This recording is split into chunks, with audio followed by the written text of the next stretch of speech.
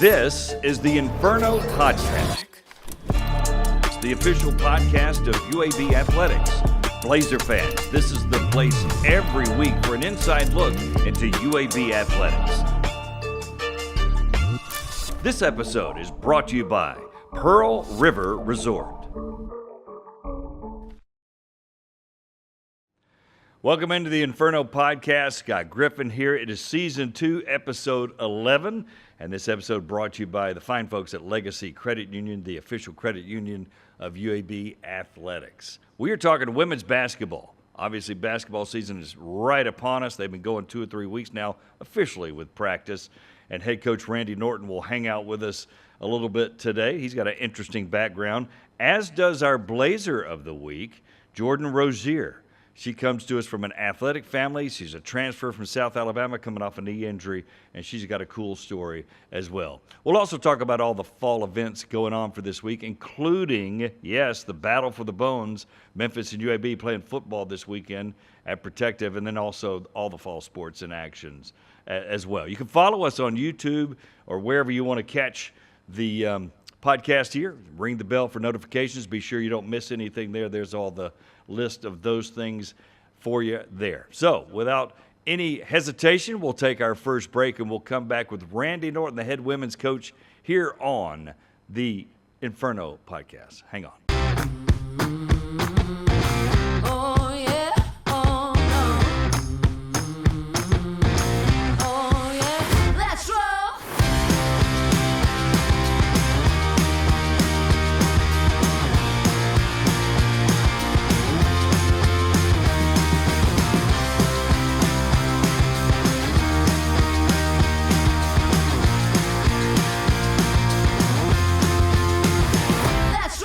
Welcome back to the Inferno Podcast, Coach's Corner time, brought to you by Pepsi and Viva Health. We welcome Coach Randy Norton, the women's basketball coach. Randy, how you doing, man? Great. Great to be on here with you and enjoy talking to you at the media days. Yeah, American Conference Media. That was kind of cool to have in Birmingham. Thought they did a great job. Great venue down there. I thought it was very well ran. So went pretty smooth. Yeah. 2 bald guys talking to each other. It's kind of cool. Well, you're used to that, right, around here? Of course, yeah. I'm very used to it around here. It's kind of makes me feel at home. But I want to start with your name because we were just kind of talking before we started rolling. Randy, which is a normal name. There's nothing wrong with it. Yeah. But you have an interesting backstory to your name. Well, first of all, it's just Randy, no Randall or anything like that. And why you got that chip on your shoulder? I don't know. I like just being Randy. Okay. But it was after Iowa's Heisman Trophy quarterback, Randy Duncan, and I was born in 59. And I don't know if he was a Heisman Trophy winner in 58 or 59, but he was a Heisman Trophy quarterback for Iowa, and my parents named me after him. Isn't that crazy? Yeah. Did you make it like a mission to find out about him and have you met him or anything? No, I've never met him, but, obviously growing up in Iowa, had read about him, and I went to Iowa, so I've always been very familiar with him. And, but people all the time are always, is it Randall? And I'm just plain old Randy. Just Randy. Just and don't say that again. No. Exactly. Well, since we started there, let's stay there a minute before we talk about UAB basketball. You played at Iowa, basketball obviously, and also played baseball, so a rare 2-sport guy. And I think you started on the Big Ten championship game team for Iowa. Well, so what happened in 4th grade, we always had to put our goals down. The teacher would have us put our goals, and I always wanted to play basketball and baseball. And she says, "Oh, honey, I think you need to find more realistic goals." And so ever since 4th grade, I was like, I'm going to play 2 sports in the Big Ten. And that was my goal from that point on. Well, I got to be a junior and senior, and I was being recruited for basketball and baseball by Big Ten, Big 12, but nobody would allow me to play both. And finally, the only school that was going to let me play both basketball and baseball was Creighton. So I had verbally committed to Creighton. And back then, the head coach would come in on signing day. They would fly in to your living room and you'd sign. And it was Rick Apke at that time. Yeah.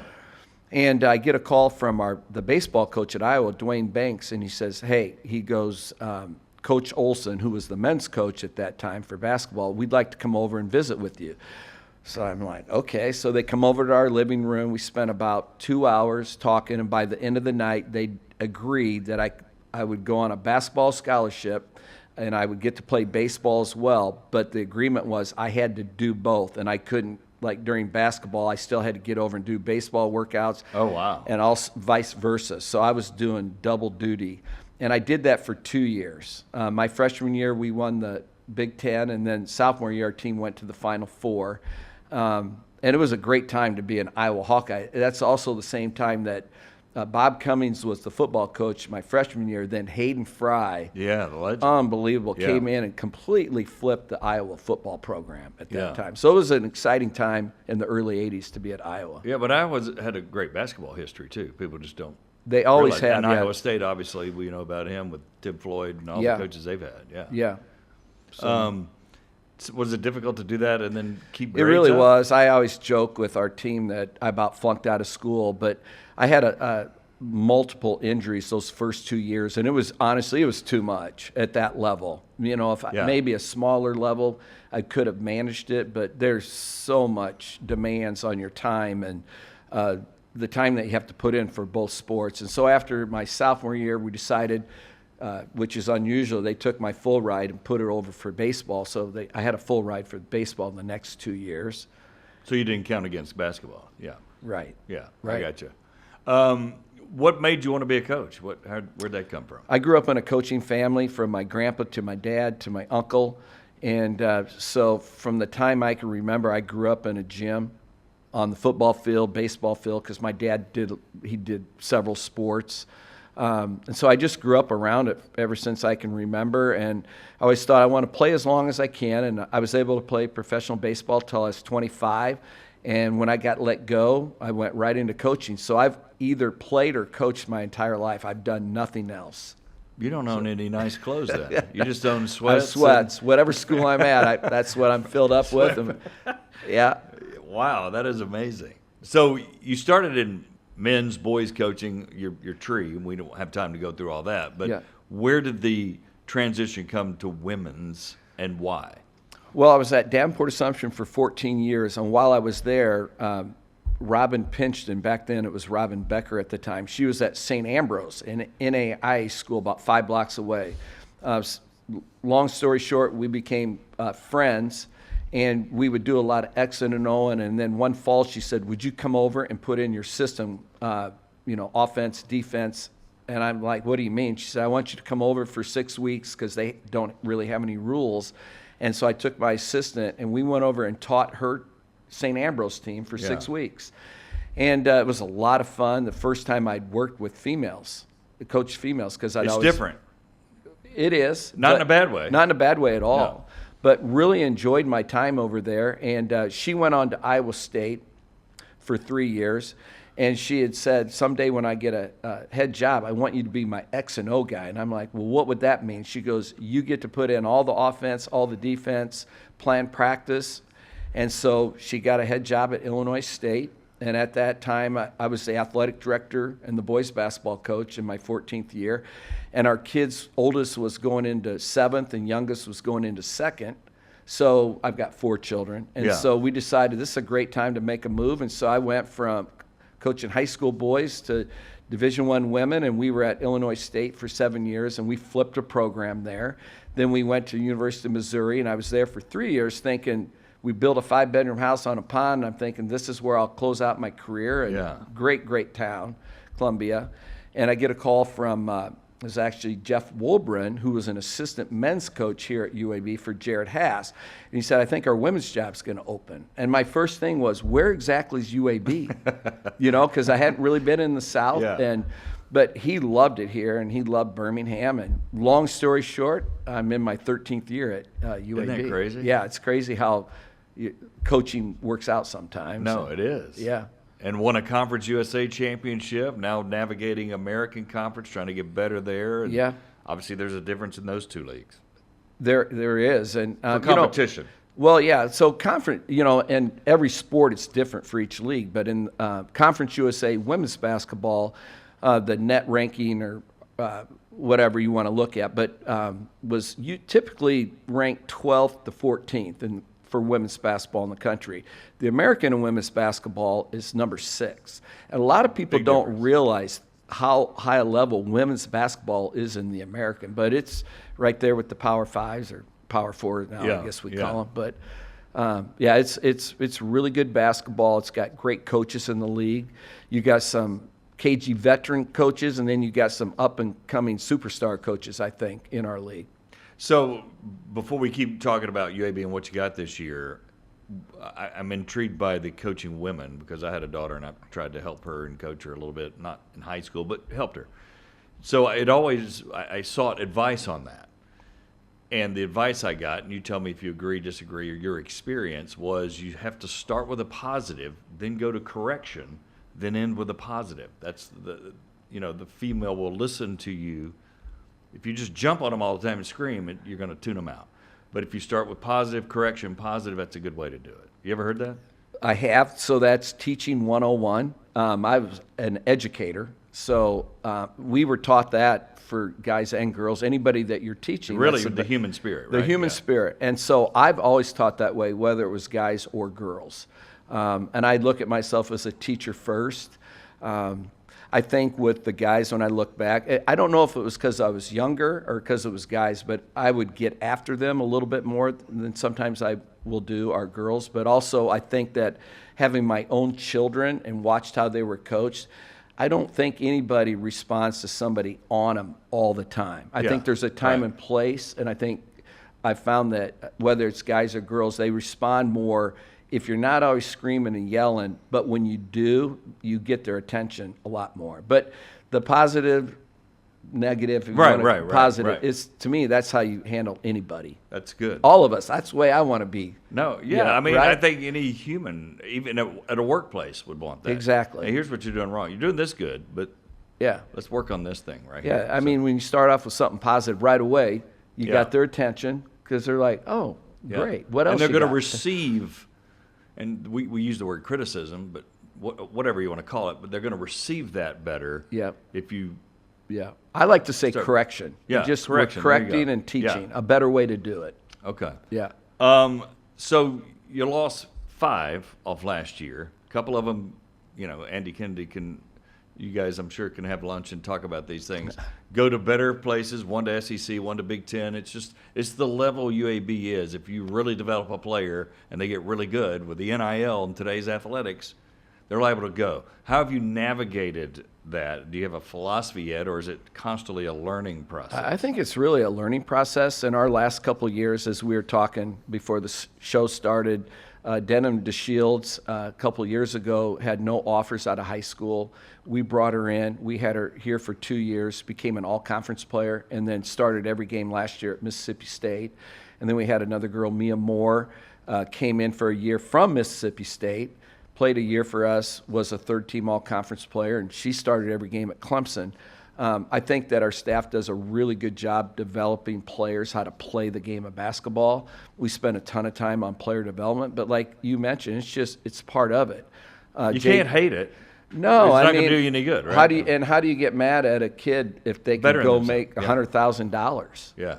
I mean, so to me, it's like if you're in it for the right reasons and it's to help players become the best they can be on and off the court, if they've got a better opportunity, you can't really hold that against them. Yeah.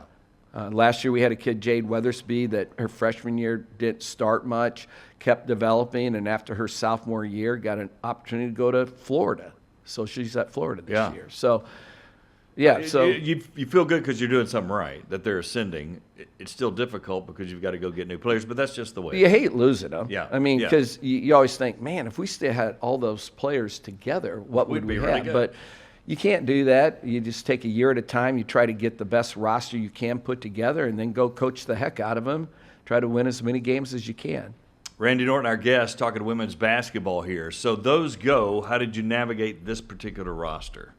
So this roster, we knew that we needed to get some shooters, and that's why Jordan is one of the players we brought in. We needed to boost our rebounding. Last year I think we were last in the American in rebounding at both ends. And still finish 500. That's crazy. Yeah, well, and we would have been a lot better. We had some injuries.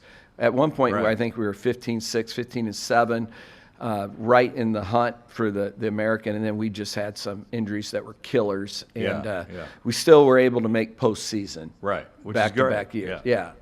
What was your question? Yeah, no, I was asking you about the makeup of the roster. How have you navigated that? So we needed to bring in some shooters, and we needed to bring in more rebounding. We brought in 8 players. 4 of those are freshmen that are going to be really good players, but as you and I both know, they're still freshmen. Mm-hmm. There's that learning curve that they have to go through, but man, they're great kids. They work really hard. They're extremely skilled. So excited about them. We got a JUCO transfer in Samari Taylor, 6'3", just big body, rebounder. Got a couple Portal kids, Monet, we call her Monet Duffy from Texas A&M Corpus Christi. And then Lika K, I'm just going to call her last name K, but she came in from Xavier. She's 6'4", just a big, strong, wide body for us. So we really like our roster. Today is one of the days I can count on one hand since we started the summer that we didn't have a great practice.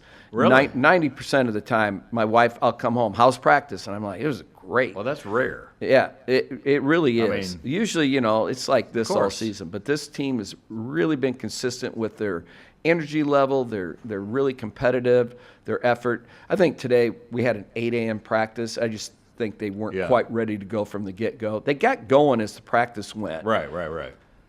Back in the old days when that would happen, there's a couple times I'd send them out of the gym or run them to death. Be back at 2? But you know what? Yeah, but the thing is, can't do that in a game. No. You get off to a bad start in a game, you don't get to send them home. Yeah. So they have to figure out how to work through that and get back on track, just like a game. So collectively, what do you have? Do you have a good defensive group? Do you have a group that is just going to bust it for you? Or what do you see so far? And that's early, and things can change. But what do you see right now? Well, we shoot the ball really, really well. And I think we've got balance with an inside-out presence. Last year we were all 5 out. We really did not have any paint presence except the dribble drive. This year we got people we can throw the ball to inside and be able to play a little more in and out and get some balance. But we shoot it really well. Offensively, they're extremely unselfish. I don't know in all my years of coaching if I've had a team that shares the ball as well as this team does. They're all willing to make that extra pass. That's huge. Yeah, and it's about what's the best shot for the team, and that's how they play. So extremely unselfish. I think defensively we're a work in progress. I think we're solid. And I think, we got to keep teams off the glass. We got to keep teams out of the paint. And that's why we're playing our gap defense. We're really trying to keep teams from getting into the paint. And then we got to keep them off the glass because we don't have a huge team compared to other teams in the American. Right. But you and I both know if you lay a body on somebody, it doesn't really matter how big you are if you play with that fight and that toughness. So, that's right. Yeah. All right, so October 30th, shorter in an exhibition. I think exhibition games are critical. Most people, we have in our minds, it's exhibition. It's huge that they allow you to do this and you can get a real feel for your team against another team. It's a dress rehearsal. Yeah. So we've got a scrimmage a week from Saturday at Mercer. So we're excited to play somebody else. That's huge, too. Yeah, it is. But still, that exhibition, I like it. You got the crowd. There's referees, crowd. It's a game. Feels like a real game. Yeah. And so you kind of get the nerves out, the jitters, and how are we going to warm up? How are we? What's our routines? When you've got 8 new players, it's pretty much brand new. And even though we have 5 players returning, 2 of those sat out last year, didn't play hardly. Well, one didn't play at all, Riley Talbert, and Callie Smallwood played 4 games. Yeah. So we basically didn't play. Yeah. So we got 3 kids coming back. So everything we do in exhibition games, it's a dress rehearsal to prepare them to get them ready for when the season starts. That's Thursday night. Is that at 7 o'clock or October 30th? 6 o'clock. All right, so that's 6 o'clock, couple of weeks, you get ready for that.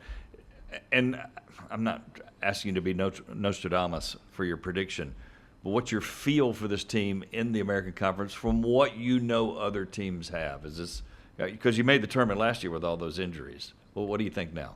Well, it's really hard because we really don't know other teams' rosters that well. because just like us, everybody else has new players too.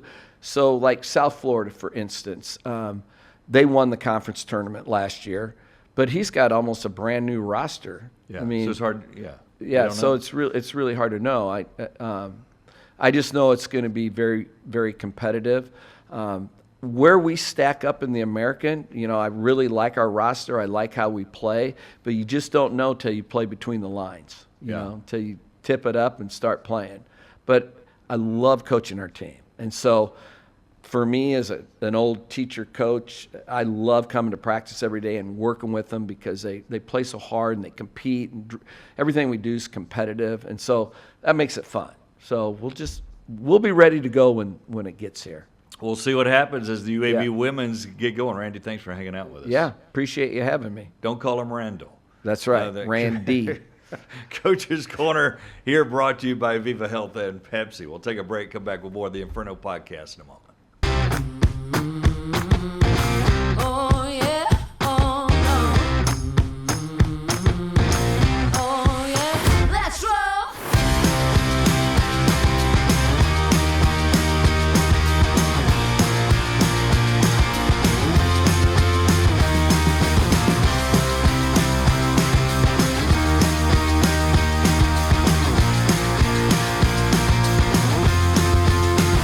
Let's roll. The if in life. It's a world of possibilities. If you go for a night out with friends. If you can keep an eye on your money along the way. If you know you have overdraft protection with no fee transfers from savings. When you get a low balance alert, it's easier to say yes to fun. If that sounds good, try Regions Life Banking. Stay ready for the if in life. Regis Bank embrace the if in life.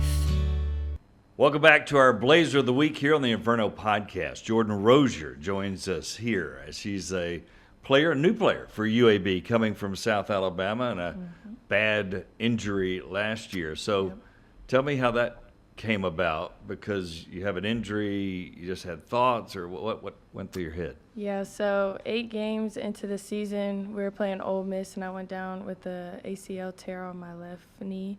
And that was at the time where I didn't know if I was going to be able to get my redshirt year back, and thank God I was able to. And I already played 4 years, and for a second, once you get injured, you go through that emotion. And Sure. I was like, I'm going to be done, I'm not. And I really just, went for a whim and got in the portal at the end of the year, because I already went to South Alabama 4 years. I was graduated with my second degree. Then, my time was just up there. And got in the portal, and the first school to call me was UAB. So that's how I ended up here. So why did you want to even continue playing basketball? I mean, you've gotten your fill, you've been good, you've got 2 degrees.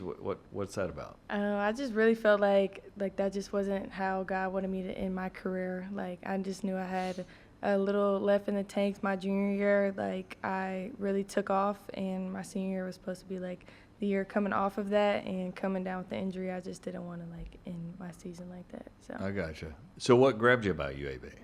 I really loved my initial conversation with Coach Kayla. She's not here right now, but the real family feel that UAB has. And when I went to South Alabama my first 2 years, I played for a coach. His name was Terry Fowler, and him and Coach Norton are really close. And when I was talking to Coach Fowler about my recruiting process, he really spoke highly of the people that they are. And obviously when people are recruiting you, it's all rainbows and roses. Oh, yeah.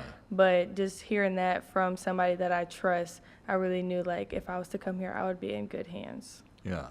So tell me about, first of all, I'm assuming you're full go on the knee and everything and all that kind of stuff. So tell me what kind of player you are. What do you see when you look in the mirror? I really feel like a little versatile. I know how to play the one. I've played the one my whole junior year, which I feel like that really has grown my game. I feel like I'm a knockdown shooter. I can really come off screens and get other people open, which I feel like is a very underrated part of a game, especially coming from a 2 and 3 guard. If you're not a point guard, you're supposed to get other people open. But, I feel like I do a really good job at creating for myself, but at the same time creating for others. So. Got all that going for you. Yeah. So what is your feel of the team so far? We heard Randy, but players may be different. What do you see? I'm really excited about this team. Every day, it's like I come in here with like pure joy.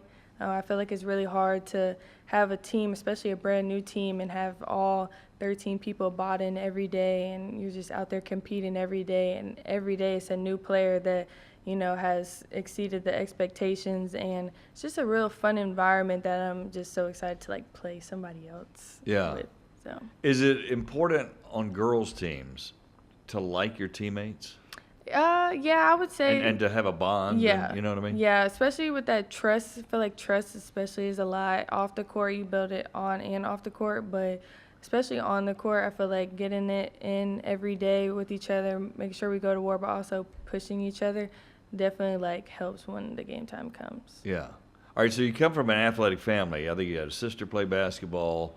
Malik Rosier, your brother was a starter on a very good Miami Hurricanes team. How did that help shape you athletically? Yeah, so we were the type of family that when we were young, you play all sports and you and you Don't figure stay out, in the house. Get Yeah. out of here. Yeah. Sports was our calling. So they really, I guess, like paved the way for me. And my brother also, he played baseball and football at Miami his freshman year. So my sports were between those three: softball, basketball, and some soccer. But softball just wasn't my calling whatsoever. I was scared of the bat and the ball. So I took over after my older sister Chelsea, who played, and I really fell in love with the game of basketball in like 7th grade and really took off from there. So Yeah. So there's, I mean, not that you don't work, but there's a natural athletic inclination. Were your parents athletes? Or? yeah, my mom, she played softball and she was a really good horseback rider. My dad was a Really? baseball player. So sports was always, they were our coach up until high school. So they really bred us. So, but you've already got 2 degrees, you said, and the old adage of if you're really busy at sports, it almost forces you to make sure I get my studies in. Is that how it worked for you? Because obviously you're academically inclined as well. Yeah, luckily I came in high school. I was able to do some dual enrollment, so I came in with my freshman year done. And so a big thing. Say that again. Hold on. I did dual enrollment in high school, so I took college courses in high Prep school. college. Okay, yeah. Prep courses. Yeah, so I was able to go into my freshman year of college with like my freshman year already done. So my biggest goal was to just prepare me to, I didn't expect to get hurt, so I knew 4 years I wanted to take advantage of those 4 years and leave with 2 degrees. So And what are the degrees in? I got my undergrad in marketing, and then I got my MBA last year, and now I'm doing a certificate in digital marketing to add to my undergrad. But here it's business administration. Yeah, but I'm also getting a certificate in. And you have Yeah. time for anything else? Yeah, I it's mean, all online, so Yeah. I'm able to do my work and then also come here and get it your in. stuff done. Yeah. So what do you want to do when you grow up? I really want to work in the sports industry, but on the administrative side. I've just learned that I don't think like I could be a coach. Their life is too hectic, but I love the administrative side of it. And I have had the opportunity to go to the NCAA Career Sports Forum in Cool. Indianapolis last May. And that really like opened up like my eyes on all the jobs that they have in sports. Honestly, they can really make up any job if they want you there. Yeah. And so, yeah, hopefully I can find my footing in there when I'm done.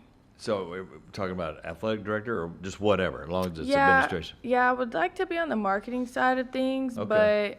but if it comes to athletic director, that would be really nice. But baby steps. Baby steps, that's right. Jordan Rosier here with us, of course, transfer from South Alabama to UAB.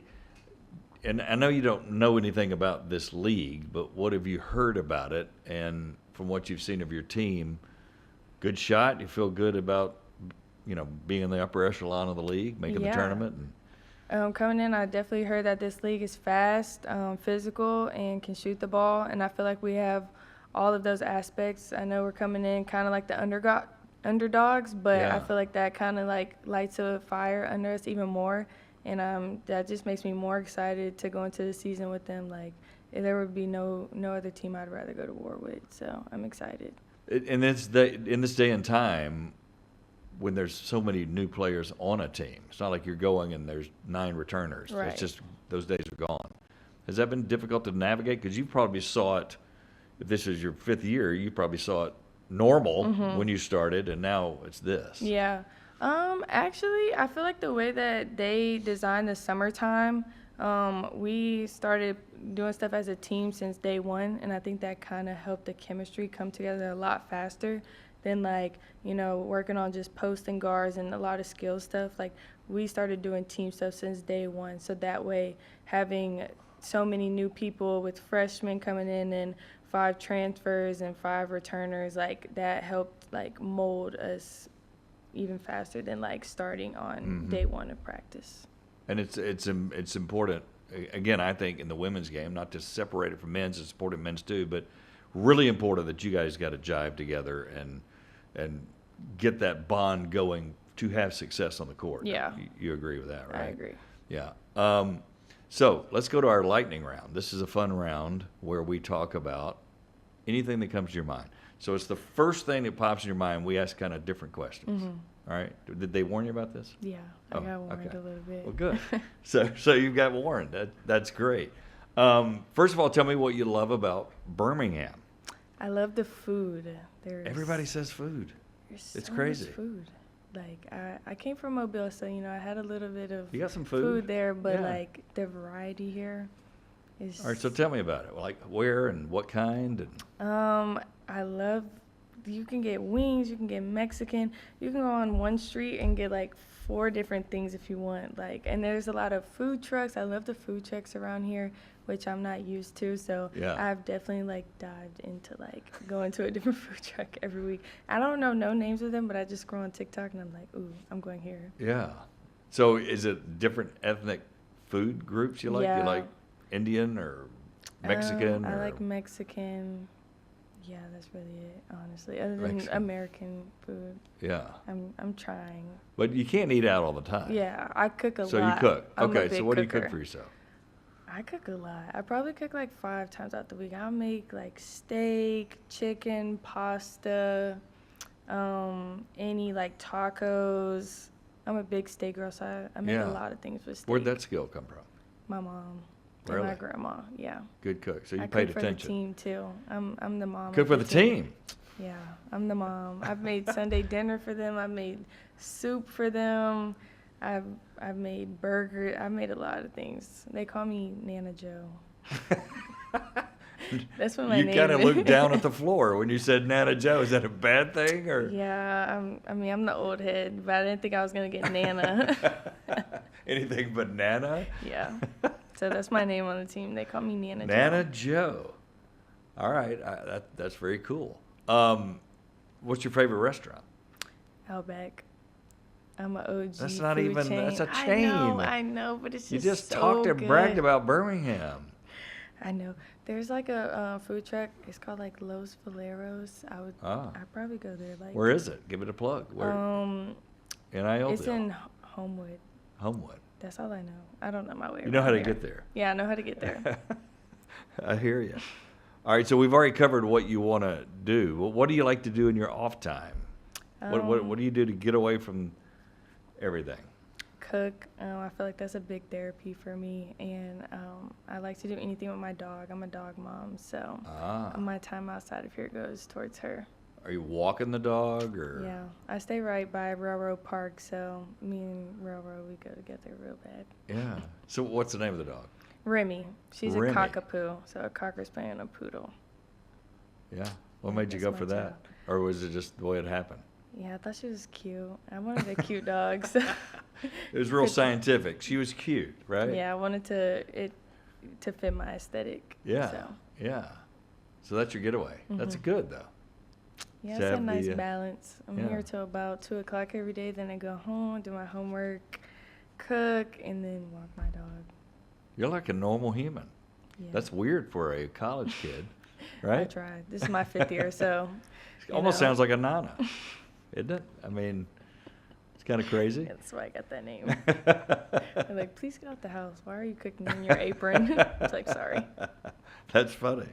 So tell me, do you have a favorite movie, favorite sports movie, favorite moment maybe from your childhood or growing up that's maybe impacted your life even now? Or I would say favorite movies, Cheetah Girls, 1, 2, and 3. All of them? Yeah, I'm a big Disney fan. And I would say probably my biggest moment is probably like my ACL tear. I feel like that definitely opened up my eyes. Some people can look at things like that and look down upon it, but I feel like it's definitely like opened my eyes to. It allowed me to figure out who I was without basketball, and I feel like that was something that I didn't know before, and I'm glad I found that out before I was done with college. So I know my identity on the court and off the court now, which is, I feel like, really shaped my life. yeah, and overcoming adversity, right? Yes. Getting through something instead of, and I'm sure you had the moments of, why'd this happen to me? It's my senior year. I'm sure you went through, which everybody would. Yeah. How did you get through that? Really just talking to God, really trying to figure out, it's not like a why me, but just knowing that, you know, everything happens for a reason and you always come out stronger. Like, I know that I'm a stronger person than what I was when I tore, before I tore my ACL. I'm a better basketball player. I'm stronger in the weight room. I'm faster. Like, just knowing that all of that prepared me and got me to here now. And it's like, there's no other place I'd rather be for my 5th year, surrounded by the best people, I feel like, in the world, especially in this sporting industry. They're That's really very good cool. people. Very good way to look at it. Yeah. So has the finality of it hit you? This is it. This is the last time. You're probably not going to the WNBA. You might, I don't know, but you know, let's say you don't. This is your last go around. Every day counts, right? Yeah, that's how I came into this, and I feel like that's definitely like upped my game, knowing that this is all my last. And I kind of took that a little bit for granted last year before I got hurt. So I'm glad that, you know, having that open my eyes and knowing that every day's got to count for me. So. All right. So what music were you jiving to while you were going through the rehab, and what do you like? What gets you going? I'm a big Chris Brown fan. Ah. Yeah, I'm a Chris Breezy fan day through day. I know all the songs, so it's either gonna be him. It's only Chris Brown, or? Yeah, if I'm like in a sadder mood, like just, you know, want to get through, I'll maybe do some like Melancholy? Rod Wave. Okay. But other than that, it's like Chris Brown, or I'll do Drake. I like Drake a lot. Yeah. But yeah, I'm like That's a kind big of R&B mainstream, girl. though. Yeah. Chris Brown's also kind of mainstream. Yeah. Do you have But like I'm an OG, so Okay. I know like even the old songs. That's good. unreleased. So give me an old song. That's That's a favorite. We can go 2012, Sweet Love. You don't know stuff like that, but we can go Sure I down do. the list. It's like an OG album, Yeah. but yeah. That's awesome. Music a big part of your life? Yeah. You got it going when you're cooking. Yes. Always. That's It's good. It allows you to get out your head. Yeah, there you go. Well, thanks for hanging out with us Thank today. you for having me. Jordan Rosier, the point guard, I guess, shooting guard, point guard. They play everywhere for Yeah. UAB from South Alabama. We appreciate it. Thank you. That's our Blazer of the Week, Jordan Rosier. We'll take a break, come back with more here on the Inferno Podcast. Oh yeah, oh no. Oh yeah, let's roll.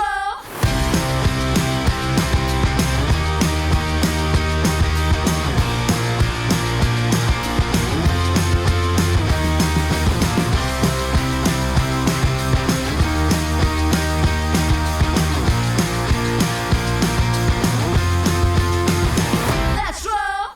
The if in life, it's a world of possibilities. If you go for a night out with friends, if you can keep an eye on your money along the way, if you know you have overdraft protection with no fee transfers from savings, when you get a low balance alert, it's easier to say yes to fun. If that sounds good, try Regions Life Banking.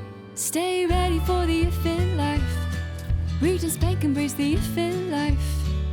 Welcome back to the Inferno Podcast. Scott Griffin here. This week at Blazer Nation, as we take a look at the events brought to you by Children's of Alabama. Of course, we got the women's cross country coming in October 17th for the Crimson Classic. That's a 9:20 a.m. beginning for that. A lot of things going on the 17th. Softball against Montevallo as they continue their exhibition season. And then volleyball against Tulane at 7 o'clock. Football game, Battle for the Bones. There it is. Memphis, UAB, under interim coach Alex Mortensen. It's homecoming. It's a huge day. It's a great day. Should be great weather. 3 o'clock kick for that one. Women's soccer on Sunday against Florida Atlantic University. That'll be down there at Boca Raton. And then UAB volleyball against Tulsa at 1 o'clock also on Sunday. Early next week, UAB women's golf, the Charles Brown Junior Intercollegiate going on, and then another softball exhibition against Itawamba. That'll be 5 o'clock on October 22nd. So a little less than normal, but still plenty of events to go check out if you are a UAB athletics fan.